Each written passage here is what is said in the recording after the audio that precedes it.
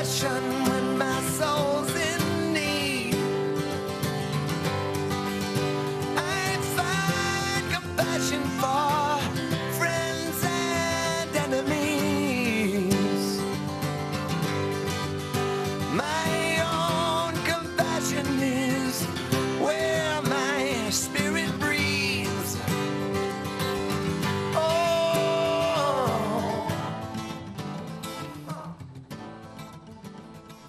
Live from Santa Barbara, welcome to Compassionate Connection. I'm your hostess, Gigi Amore. The purpose of our show is to share with you how to communicate effectively within ourselves and with others when we choose to learn how to communicate effectively by focusing on gaining the knowledge of the language of compassion. And this is what our show is based on, and tonight I'm thrilled we're going to go forward with a huge theme, and that is preparing for family events. I know that's something to pay attention to with our holidays coming up, and we have a life coach with us. Our very special Susan Allan is back with us. Hi, Susan. Hi. This is going to be intriguing. I know my family, I want to avoid some food fights, so this is just perfect. Intriguing yet worrisome. Okay. So I'm going to tell our viewers a bit about you. Susan Allan is America's leading marriage and divorce coach and the founder of the Marriage Forum. Susan is the author of 3 books, and Susan is a certified mediator and has created the 6-part conversation that allows us to create peaceful and cooperative conversations with everyone under every situation, even during separation and divorce. Susan has been seen on Fox News and on hundreds of television and radio shows demonstrating the results we can create when we transform the way we think, listen, speak, and act, and focus on solutions instead of on problems. Also, Susan offers everyone a 1-hour complimentary private telephone session so that everyone can transform their lives, their families, and their futures. So that's a lot that you have to offer people, for sure, to have more peace and cooperation in their life and joy in their hearts. Yes. Now, not some other time. Now. It won't take long. That's right. Yes, You got it broke down. It's very simple. Just a lot of practice, and I think people can wake up to it. Thank you, that's true. Well, I'd just like to tell everybody that in the 3 months that families in America will be celebrating Thanksgiving, which of course is a tradition and most difficult for families in the entire year. If family members love each other, we're curious to find out why this is so difficult. Challenging, difficult. If they're, let's say, care for one another, one way, if there is a history of fighting or tears and battles, I really want to find out how many things go on like this in family histories and how Susan can help us to shift that. So Susan will explain how to use these tools and skills that are creating peace even in the most complicated and difficult blended families. And also I want to remind people to please remember to begin to practice these skills now so that when you are with your entire family, you can have that peaceful holiday season. So this is great, even with family, within ourselves, exactly what our show's about, and what you've been trying to help us break through and understand, and me included over the years. You will learn how to have peace, you will. And I'll keep showing up because I know I need to make that breakthrough. More peaceful planet, for sure. Well, okay, opening question for you tonight, Susan, is why is Thanksgiving really that stressful day for so many families? Well, there are a lot of different things, but it's really like a pressure cooker, isn't it? You know, so in a pressure cooker, you're going to put, you know, green beans or some vegetable that usually takes a long time to cook. And then you expose it to a flame and you put it under tremendous pressure, because if you've ever had a pressure cooker explode and everything goes on the ceiling, you are able to experience how much pressure there is. And that's really Thanksgiving. Christmas can be like that too. But at Christmas, you have this spiritual, religious concept, which is the overarching understanding of Christmas. Thanksgiving, you don't really have it. And if somebody's really unhappy, telling them that they should feel thankful, you know, it doesn't really work. Because if somebody's really unhappy, it's not situational unhappiness, it's biochemical. It has to do with the way their brain is functioning or not functioning.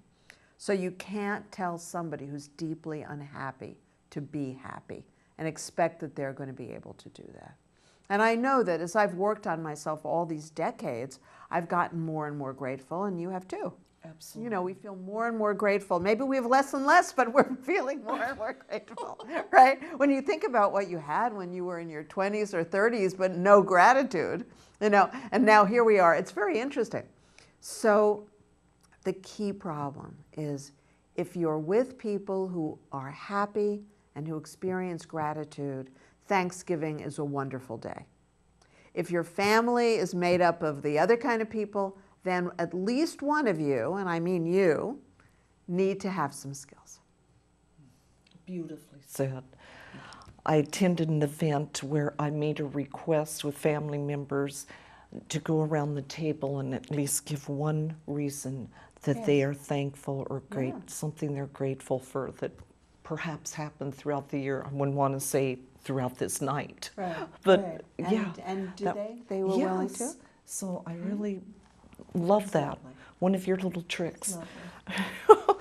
What, you mean nobody said, I don't have anything? You know, nobody did Some that? people had to really stop and pause to think because their brains didn't work that way of appreciating anything that they could have that heartfelt gratitude towards. And that's good if you know, train them. So now next year you make the same request, next year you make the same request, and presumably by the fourth year, they come prepared with something to feel grateful for. Oh, at least one thing, come on, yes. Exactly. Well, that builds energy up, we know that works. Well, let's explore this. Since many families do insist on this big holiday event with lots of relatives attending, how can people get along? You know, to some degree, you have to be really conscientious about who you include in the event, just as you would for any party. You want to be really, really present and conscious. If you know that you've got a relative who just makes everybody else miserable, the question I have to ask is, why are you including that person? Now, if that person is ill, then, you know, maybe you want to visit that person, you know, in his or her home, and then convince them that it's too much of a trip. But you'll have, you know, food delivered to them the day before, you know, something like that. Because really, why are you setting yourself up for such a miserable experience? So that's one part of it. Being very present and aware of the event and creating the event in such a way that you're going to enjoy it and the other guests are going to enjoy it. Wonderful. So just put that out there and it can work. Of course. Of course. And, you know, if you feel guilty and you feel that you have to include everybody, then when you decide you're going to include them, you have to commit yourself to getting along with them. You have to. Hey, I've had a lot of practice with that. Don't choke on your water, but it's the truth. Okay. True. But it's like, don't look at the person over sitting next to them on the other side. It's not that person's job. It's your job. If you decide you're going to invite him anyway, that, you know, that uncle or that aunt or whatever it is who's difficult and makes everybody's life a living hell, then that's your decision, so you be responsible for them. Keep them, you know, entertained, keep them occupied, and keep them calm. I like that. So, okay, you're responsible for yourself and them in that If situation. you decide to invite them. Yeah. Perfect. Now, this is a good one. What is the first step that you would suggest for, let's say, getting along with relatives that you may really find difficult? Well, when we tell ourselves stories about these other people and we see them as enemies, then it's all going to go downhill from there. So if you have a problem with somebody who you know you're going to see, well, before you get there, you've got to figure out a way to make peace in your own head with that person. You can forgive them because they're old. You can forgive them because they're young. You can forgive them because they're ill. You can forgive them because they're mentally troubled. You've got to come up with a new story. And again, that's your job. That's not theirs. So you can't walk into the party knowing that you want to rip their hair out. If you're going to go, you've got to go with a commitment to peace, don't you? If you want to have a good time, at least that would be a good time to me, to have peacefulness. Yes. Yeah. Perfect. So the mindset is a big set rule right Yes. there. Go with. Now, how about giving us an example of how these people can use this first step now before they arrive for the holiday event and they're feeling really triggered? You know, so it's about coming up with a better story. So if you tell yourself the story that your cousin is a jerk and that your cousin shouldn't have done whatever it is, then the 4 questions of inquiry is your very best skill, where you look at the story. Is it true that your cousin's a jerk because he shouldn't have borrowed money from you that he never paid back? Well, it looks like it's true. So what evidence do you have that your cousin is a jerk because he borrowed $1,000 from you and he never paid it back? Well, the evidence is he told you he would pay it back. The evidence is he knows you don't have a lot of extra money. The evidence is that he has a job now. So you've got all that evidence. Okay.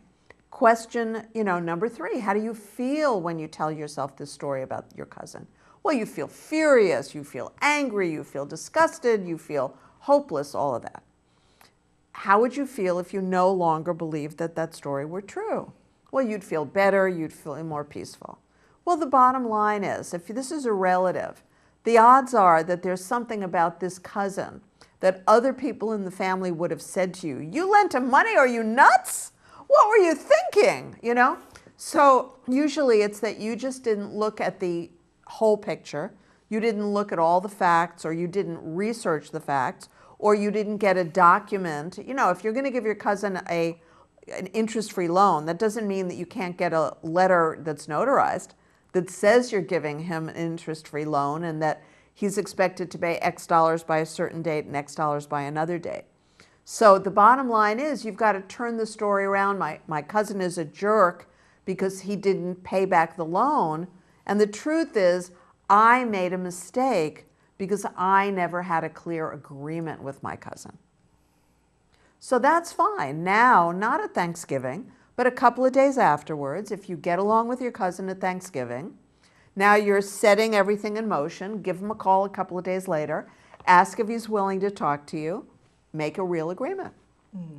Well, that's a very peaceful, just staying with the facts and being able to enjoy your time together. I love that. Now, after you learned how to calm yourself, how do we stop the other family members from getting upset and, let's say, taking it out on each other? Forgive me, I am coughing. Oh, that was you. Something in the studio. I apologize. So that's just another thought that can get the dynamics going in a direction that makes it uncomfortable for everyone, let alone you being in the hot seat trying to get along with somebody that is ready and triggered and wants to take action. Who knows what they've been up to? Probably telling themselves all those stories that they haven't dissected to get to the facts to be able to move forward with logic and the evidence, etc. Should I jump over there and save you, mouth to mouth? You've got to make peace with them in any case. Exactly. That's the first step. Exactly. No matter what happens with anybody at any event, whether it's a family event or it's a not family event, the bottom line is you've got to make peace with them. If they owe you money, you got to make peace if you ever want to see the money. If you want to get them out of your life, the easy way to do it is still to make peace with them. So that's still the best idea. Start there, and I promise you, everything else will go better. Thank you. Absolutely. And that goes for everything in life. Yes, Peace really. first. Thank you for reminding us over and over again. Even if you're choking in the middle of a live television show, make peace with it, because you're not going to get anywhere otherwise. Exactly. There's a key word, acceptance. It is what it is. Right. Well, we let that one go. Okay, good. Well, now I'm curious, can you give us an example of empathy, let's say, to an uncle, or let's say that is really furious about something that has happened in the last year with perhaps another family member? So I kind of set the stage for this angry Give me one story second, Fred, coming while in. I recuperate. Thank you. Oh. And hey, it could be the uncle, it could be anybody that has an issue. It could have even come up and surfaced that day. The most important thing, particularly in a real powder keg of a situation like Thanksgiving, as it is for many families, is to put your full attention on peace, be fully committed to peace, be there and be available for somebody who's upset, because the very fastest way to calm somebody down is to give them your full peaceful attention. Think of yourself as a mediator in a difficult mediation. So learn how to make peace. If you've got a cousin, an uncle, whoever it is, who's freaking out, you can always ask, Uncle Bob, can I come into the other room with you, and you can tell me what's going on? I can see that you're very troubled about something, and I'd love to see if I can help. At least you're going to save the event for everybody else by getting Uncle Bob out of the room. And once you get him out of the room, you may be able to keep him out of the room. You might be, well, I can see that it's really difficult for you to be around whoever it is for whatever reason, and why don't I take you into the family room and get you your plate and, a cup of tea, and, let's just have a peaceful time together.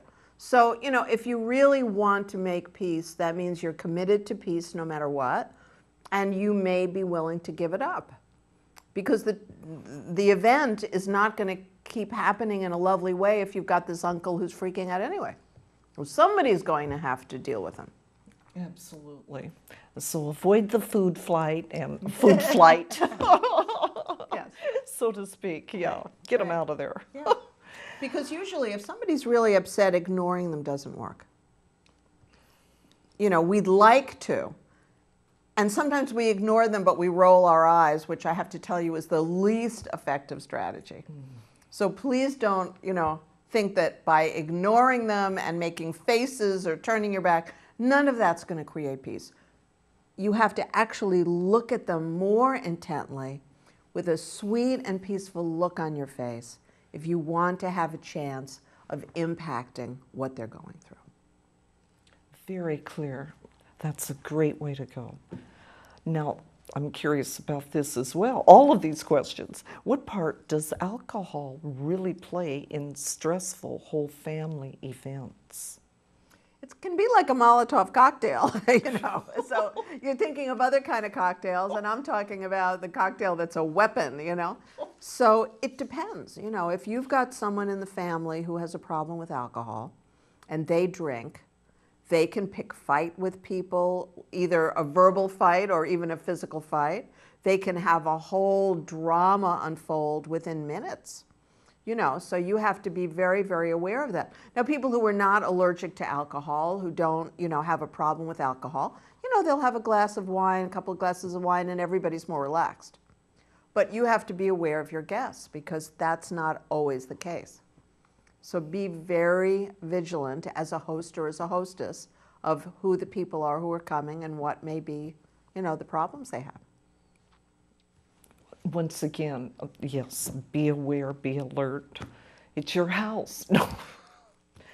How do you go about handling a family party with family member maybe that has just become sober and he is in recovery? So does everyone else need to no alcohol allowed anywhere in the room? Well, you know, it all depends. First of all, it depends on whether you really care about this person. And it depends on whether the person has just started recovery, maybe just came out of a, 30-day treatment, or is in a halfway house and just came for Thanksgiving. So it's obviously on a case-by-case basis.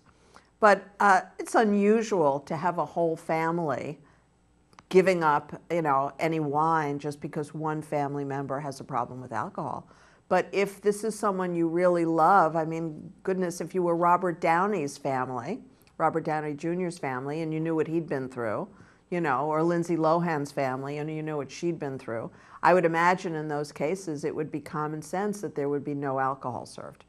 Because you can't take a chance that somebody who is so fragile would fall off the wagon again. So just be very compassionate and really think twice about everybody that you're inviting. You don't have to invite everybody. There you go. Thank you, Susan. Sounds like a good, peaceful party already. Because we just got rid of half of the people. Right? That's right. The uncle's in the other room eating. We started out with 30 people for dinner, and we now have 12. Half of them are children. We'll get to that. Yes, true. I know you've explained that there is a few family members who are suffering from, let's say, some emotional or addiction problems. And so if that is the key to understanding why so many family events include arguments and drama. So what do we do in that situation? Yeah, I mean, again, if you get a lot of happy people together, you're not going to have fights because happy people don't fight. If Gigi and I could clone each other and there were 50 of us in a room, there aren't going to be any fights. It's just not happening.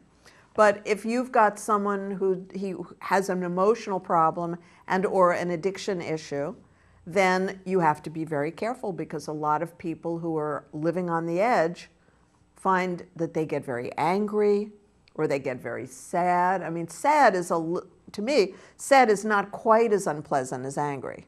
Mm-hmm. But still, you don't want it at Thanksgiving either. You don't want it at any kind of a party. So if somebody's really troubled, there are plenty of times that you can visit that person. It doesn't have to be Thanksgiving. And that's something you can be grateful for. Yeah, absolutely.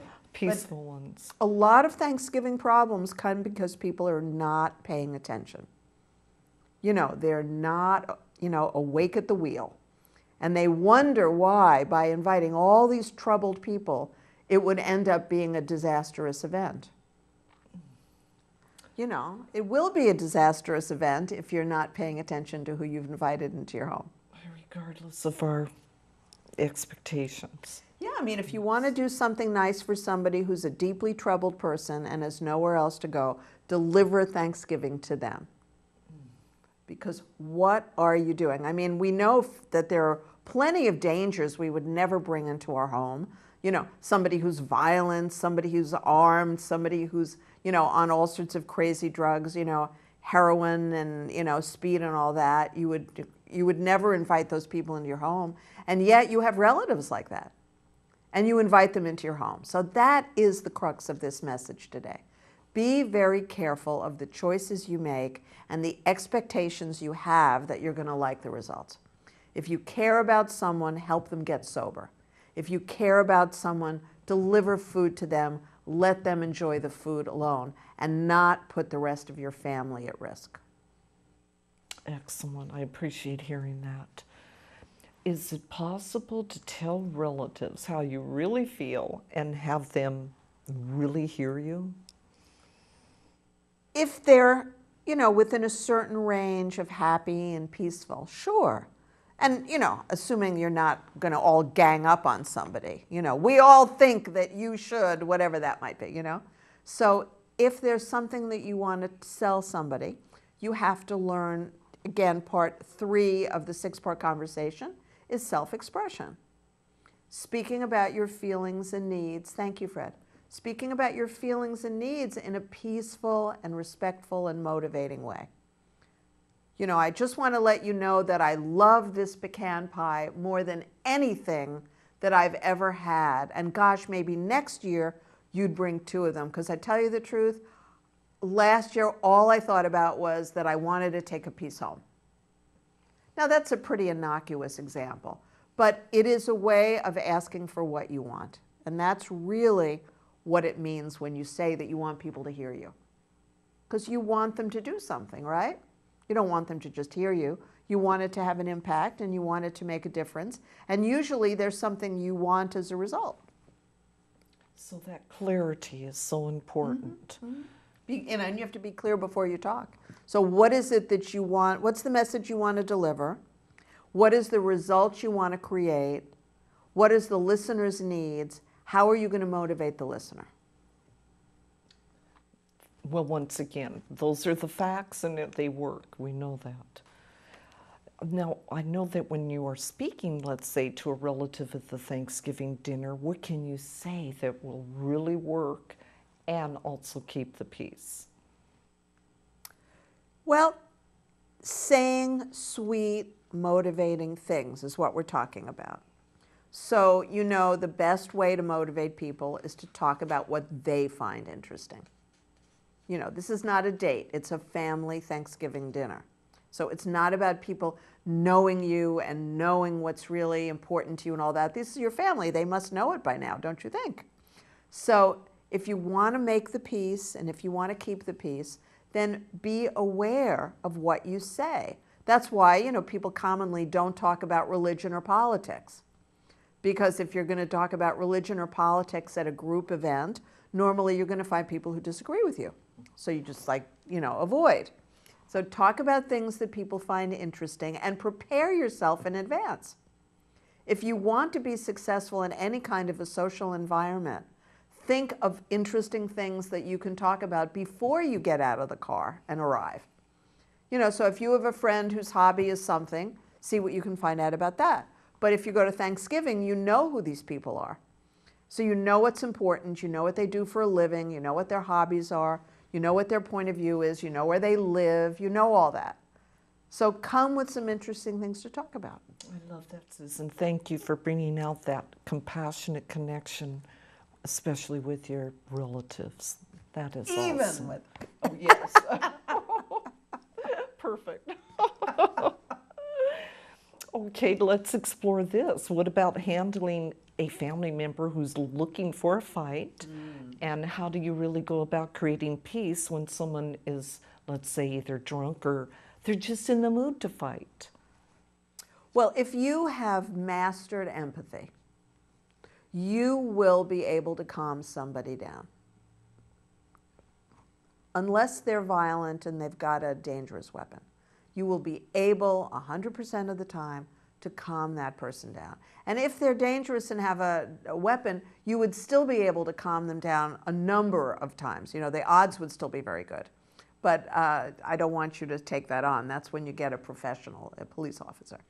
But with your family, if you have mastered empathy, Bob, I can really hear how distressed you are because you just lost your job yesterday. And of all the times for them to tell you, you're just appalled because you worked for that company for 20 years and you really wanted them to value you and you wanted job security and financial security.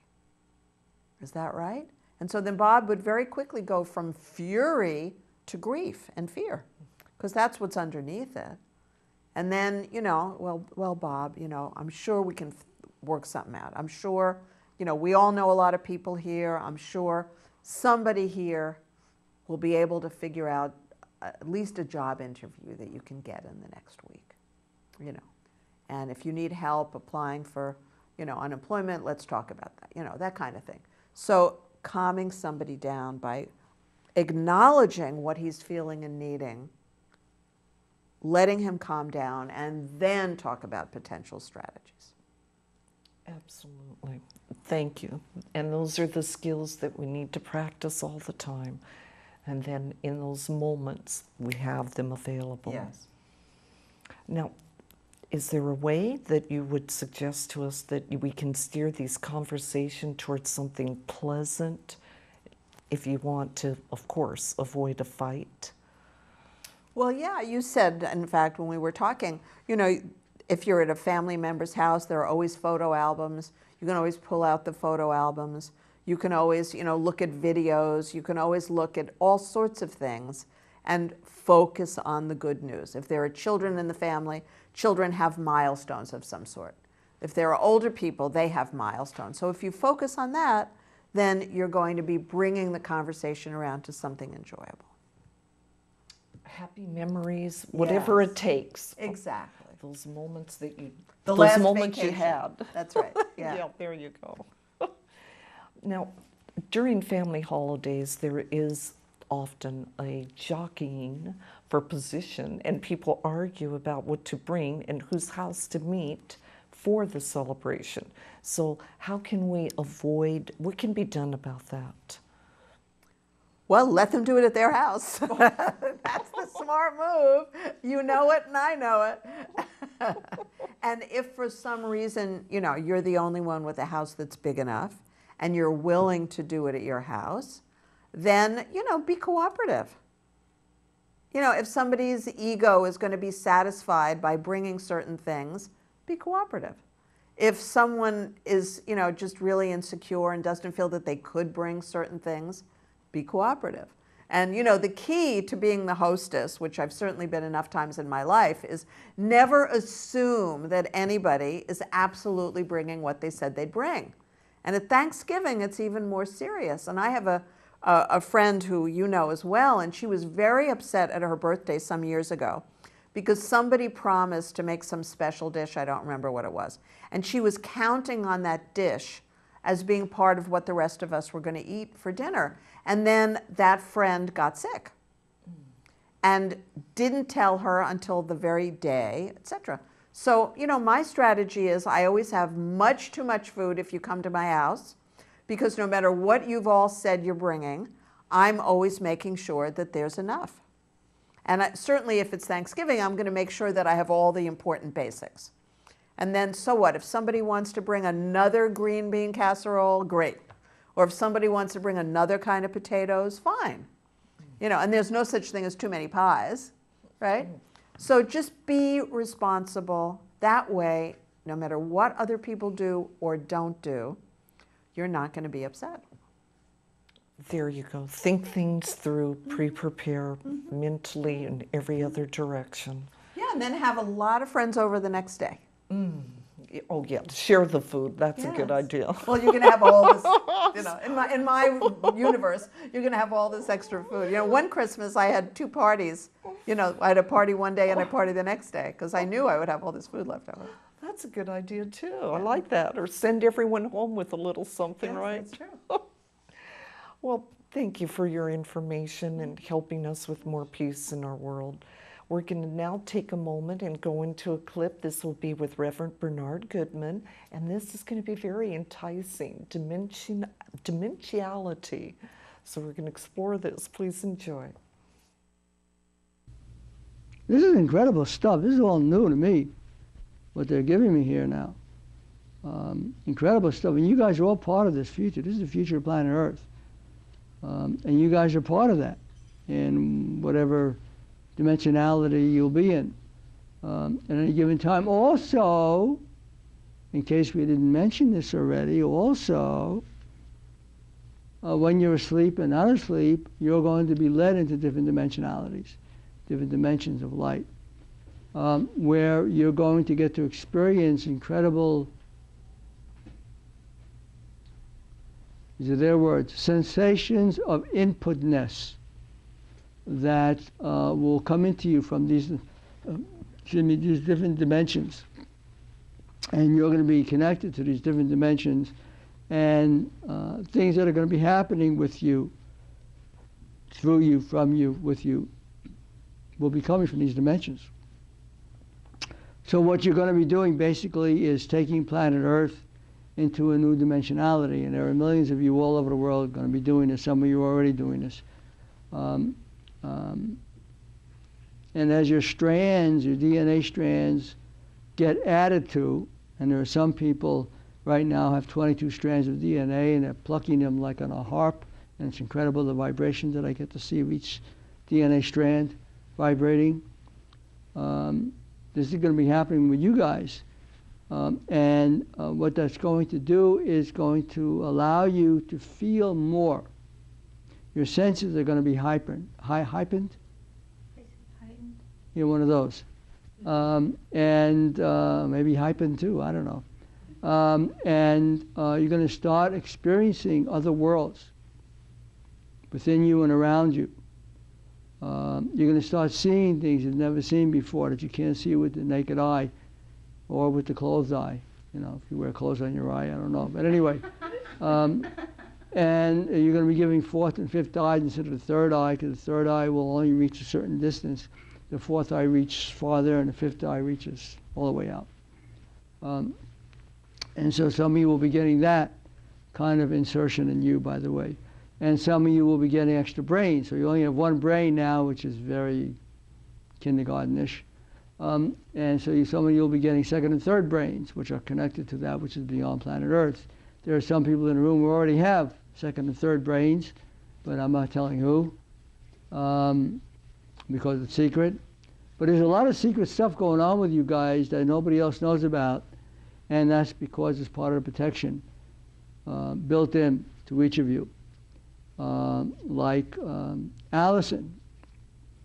We're not going to tell you which one of you is Allison, but Allison has incredible feeding structures being fed into her about what the future is going to be with regard to the dynamics of what she's going to be creating from the ground up that's never been done before. She's going to come in with all this incredible intelligence and awareness and knowledge. It's going to blow everybody out of the water. No one's going to believe the stuff that's going to be coming out of her mouth, unless it's already happening. And she's going to be coming up with solutions nobody else has. She's going to be coming up with storylines nobody's ever heard of before. She's going to be coming up with directions of how to do certain things no one's ever thought of before. I mean, she's going to be truly a magic lady. She's going to be the Merlinette of entertainment. And she's going to have the alchemy of all that. And it's going to be coming through her and all the stuff that she's going to be doing, which is why her hair is going to change colors and stuff, even while she's sleeping. She may wake up in the morning and not know who she is, of course. She'll have to, take a look at the latest bill and see what her name is. Anyway, because I do that now for myself. Anyway, but she's going to go through incredible radical changes of beauty and goodness in her, and the alchemy is going to start coming through her. And it's the entertainment alchemy, the same kind of stuff that Disney had, Max Sennett, Cecil B. DeMille, all of those great people of the early days. They all had that alchemy, that chemistry, to create the greatness that they created. The Ben-Hur, Ten Commandments, all that stuff. Harold Lloyd, in the silent film of comedy, he's going to be coming through her. Chaplin is now already here officially. Abbott and Costello may show up at times. Laurel and Hardy probably be in a back pocket, who knows. So all kinds of incredible things are happening with the entertainment world that they're feeding into her that she may or may not be aware of at this point in time. They're going to start coming out. They're going to start producing results with her or through her or from her, either on paper or vocally or otherwise. She's going to be producing and directing and starring in different projects, if you will, because that's what they call them, projects. Not all at the same time, of course. Well, maybe, who knows. Anyway, all kinds of incredible things. The gold is good on him. I just love Reverend Bernard. He's very insightful, and when he focuses in on people, he really can see what we can't even see in ourselves. So we're really grateful for his lifting of our spirits and our peace and helping us to be at our highest potential. So thank you, Reverend Bernard. I know he's out there. Now, we're going to enjoy a few more questions with you tonight, Susan. Okay. Oh, boy. what do we do about, let's say, these complaining relatives that arrive each year with a health crisis or a financial problem that they want others to listen to or to even solve? Well, it's very interesting. People get your vibe. They figure you out pretty clearly. And they then are either going to know you're willing to listen or you're not willing to listen. So if you've got relatives who complain to you all the time, there's something about the way you're interacting that you want to adjust if you're no longer interested in that kind of Thanksgiving event. You can just put like an invisible guard-all shield, and I'm telling you, it will make a difference. It doesn't mean you're nasty. It doesn't mean you turn your back on them or shun them. I don't mean that. But there's an energy that you have. You can be very empathetic, and then you move on. And even if you're sitting at the table next to, this proverbial Uncle Bob who's just a pain, after a while, you turn and you talk to this person, and that's it. You are done, you're done. So a lot of this has to do with how you handle yourself and the choices you make. And possibly the seating arrangement can have a little influence. Of course, of course. Thank you, Susan. In fact, my uncle, who was, this famous guy, as you know, he once said,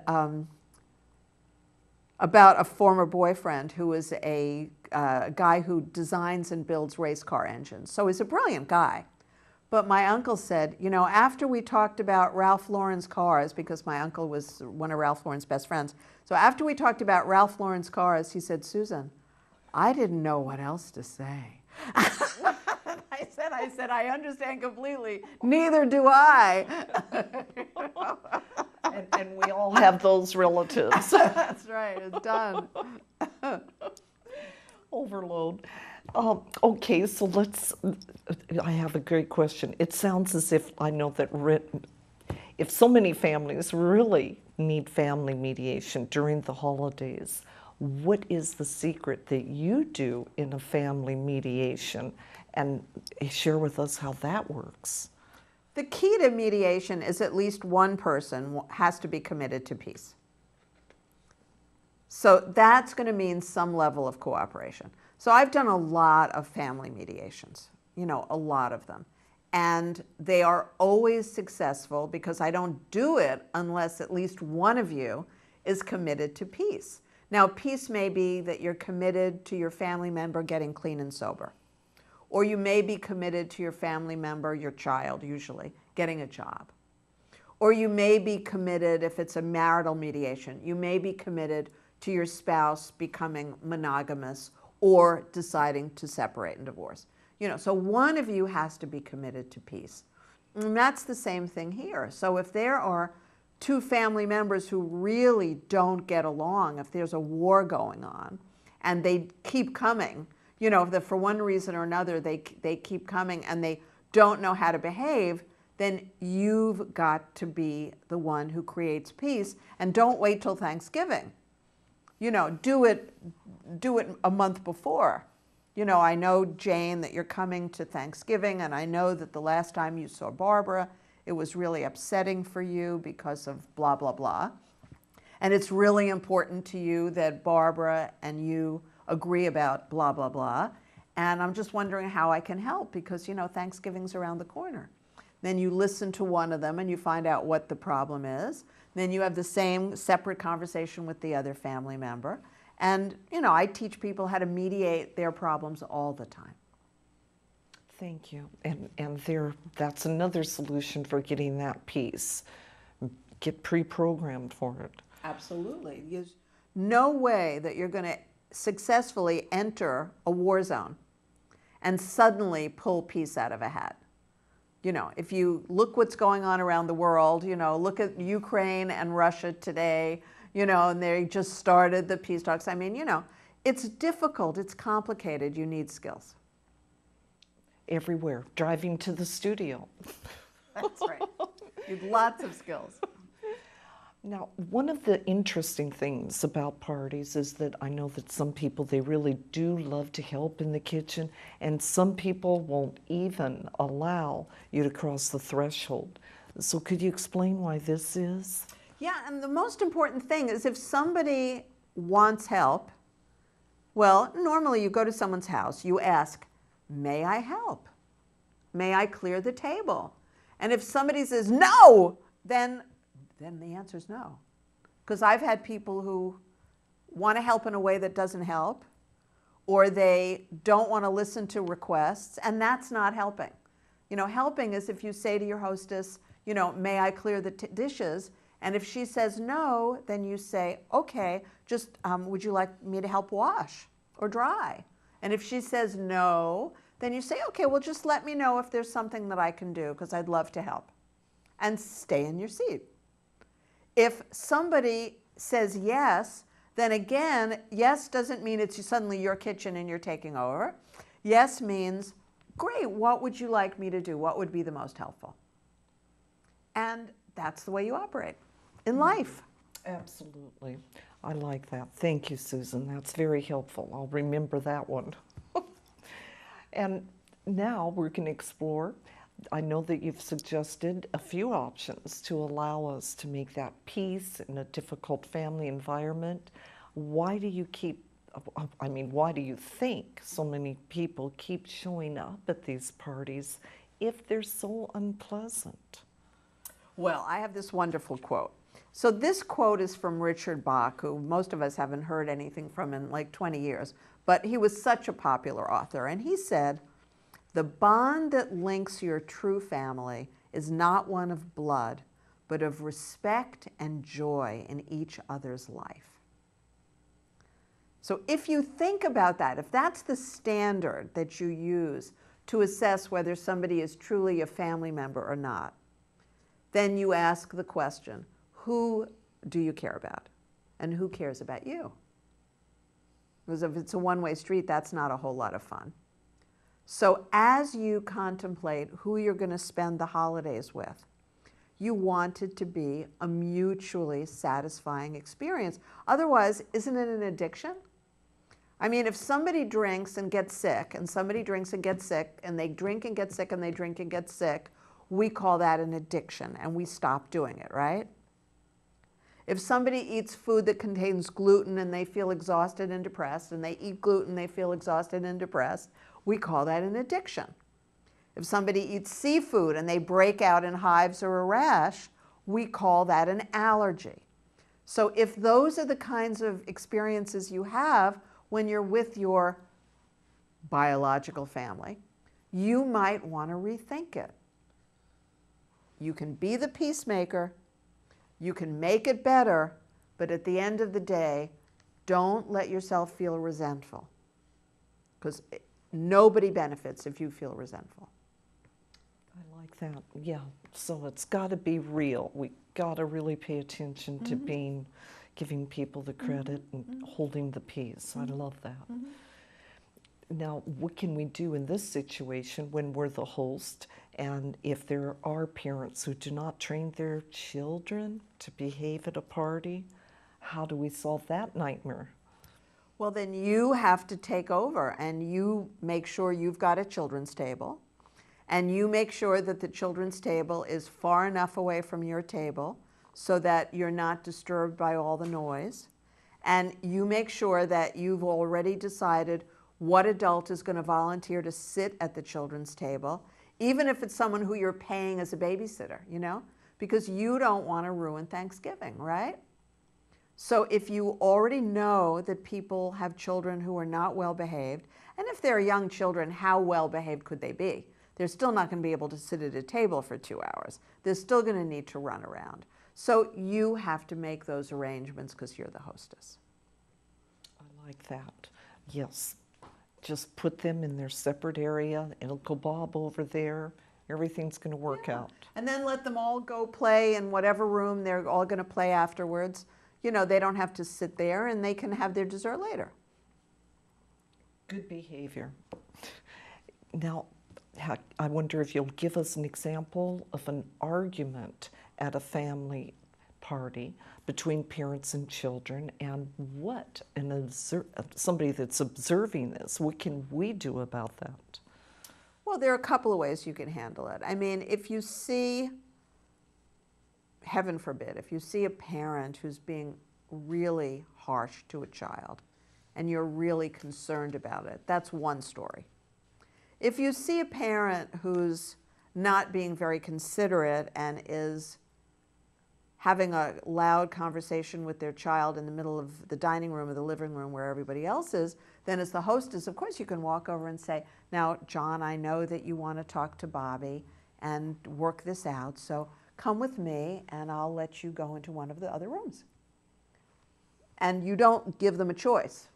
If they say, if John says to you, no, we're fine here. No, John, I know you'll be much more comfortable. Come on, and you get them in the other room again because you're the hostess. You don't want all your guests to be disturbed.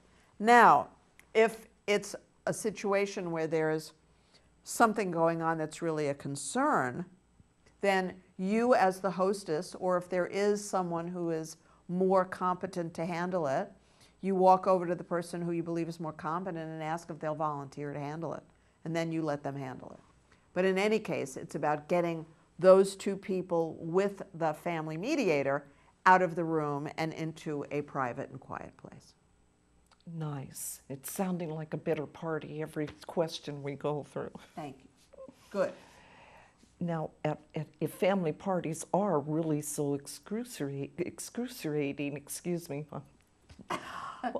difficult, challenging, what can a hostess really do to motivate another hostess to perhaps host the following year? Anything and everything. Big. You know, anything and everything. But honestly, you can let somebody know after Thanksgiving, you know, that next year, unfortunately, even though I've been, you know, hosting these for the last 5 years, I so regret that next year I have other plans and I won't be able to host it. I'll be able to attend, but I won't be able to host it. So I'm wondering which of you would be willing to step up. And of course, if that's not possible, we can all meet at a restaurant. We just have to make the reservations very, very early. So you're not dumping this on somebody's head, but you're saying, you know, I can't do it. So let's find a solution that works for everybody. Wonderful. And what is the best way to recuperate from a painful family event and really remember that you do indeed love your family so that you can do it again next year? Well, it's really funny. I just had this thought that I hadn't realized when I was preparing this with you. But I have a cousin who I never met until I moved to California. And we had just met. And one year when I was living in Studio City, I said to her, what do you normally do for Thanksgiving? And she was divorced, but she has children and grandchildren. She said, I don't know, what do you do? And we hadn't known each other for 40-something years.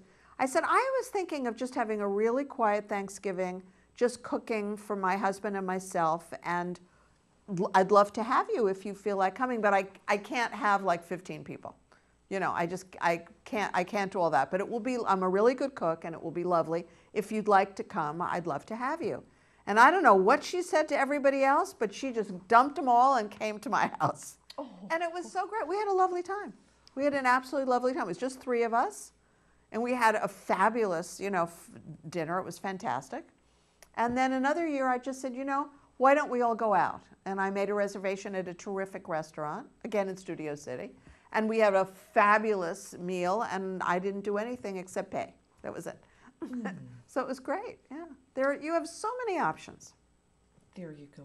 So I would just like to thank you so much, Susan, for reminding all of us that if we do indeed love our families, that we really can make the difference and create the most peaceful family events and support for the whole family.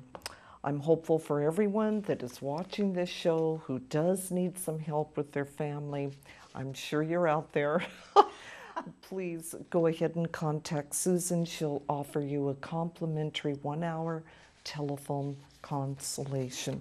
And that way you will be assured with these few tricks you have up your sleeve that you can have indeed that peaceful, enjoyable Thanksgiving or any other event that you have with family members. All right, well, thank you so much, Susan. Yes, you're welcome. Very informative again. Now, we're going to explore this. Susan Allan, she has a column in our local Ask the Love and Relationship Coach here in Santa Barbara Family Life magazine. And this is available online, www.sbfamilylife.com. Very enjoyable, a lot of worthwhile information. And if you'd like that complimentary 1 hour free call with Susan, the number is 805-695-8405. And you can also contact Susan, email susan@susanallan.org, or a youtube.com/user/Susan Allan 2001. So moving forward, we would just like to remind you that the Compassionate Connection show is live every Tuesday night, and throughout the week, many times it airs. Various times, Fridays at 7 in the morning, Saturdays at 8 a.m. Oh, I forgot, Thursdays at 3. Other fun popping up times. So no excuse not to take notes. And we are in our 9th year, and we do appreciate you voicing your enjoyment of the show. We really do appreciate hearing that this does indeed contribute to your well-being and all the others, plus the relatives after tonight. Now, if you do have some questions, challenges, concerns, we enjoy hearing from you. You can give us a call, and that would be at 805-698-8233, or another email, ggmore@cox.net. You can also go to our website, compassionateconnection.tv, and enjoy the show again. And let's see, we'll be back joyfully with Susan in a couple of weeks. And I would like to also say a very special thank you to one of our sponsors, Debbie. She is over at Salon D. Thank you, Debbie, for helping out every week and making me presentable to the public. And here in the studio, I would just like to say thank you to Matt, Mark, JP, so many others that contribute to our show throughout the years. And our personal TV team, Fred Winter, our director. We love you, Fred. I wish you felt the same. No, I'm just joking. And Tyler, hey, he's on it over in audio. And so many other things. And for our audience, we do wish you permanent, continuous, countless, and inescapable moments of compassionately connecting. Thank you. Enjoy. Believe.